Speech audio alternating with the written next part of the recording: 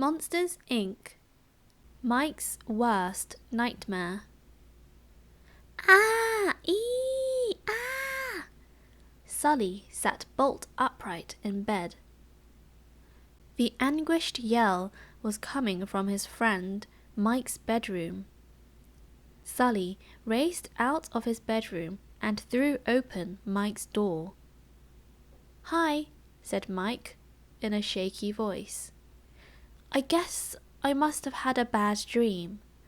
He swallowed hard, then sat up in bed and gave Sully a sheepish grin. "I haven't had one since I was little." Sully nodded. "Okay, well, good night, Mike." "Ah, Sully, don't you want to hear about it?"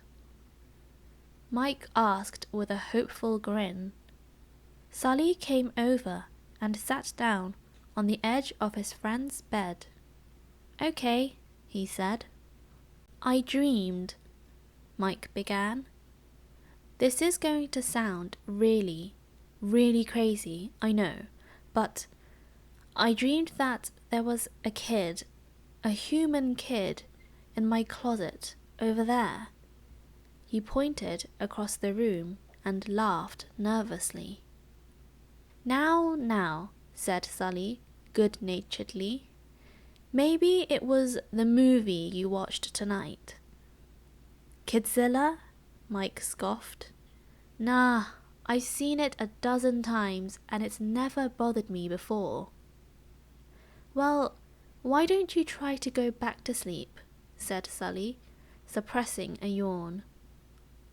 Mike cleared his throat shyly. "I remember when I was little, my mum would bring me a sludge-sickle when I had a bad dream," he said.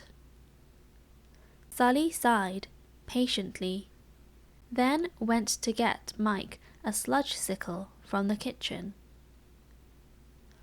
"She would sing me a little lullaby too," said Mike. In his low, scratchy voice, Sully began to sing. "Rock-a-bye, Mikey, googly bear, with sharp little fangs and shiny green hair. Morning will come when the sun starts to rise. You'll wake up and open those googly eyes." "Googly eye," Mike corrected his friend, snuggling under his blanket. "Ah, my mum also always checked the closet." With another patient sigh, Sully opened Mike's wardrobe door and stepped inside. "Nope, nothing in here," he called. Suddenly, there was a loud clatter and a landslide of junk spilled out of the wardrobe door. A yellow mop fell out. It looked just like blonde hair. "Ah!" shrieked Mike, leaping out from under the covers. Then he relaxed. "Oh, sorry, pal. In this dim light, I thought that mop was, a human child." He shuddered and gave Sully another sheepish smile. Sully chuckled at the idea. "Don't be silly, Mike," he said.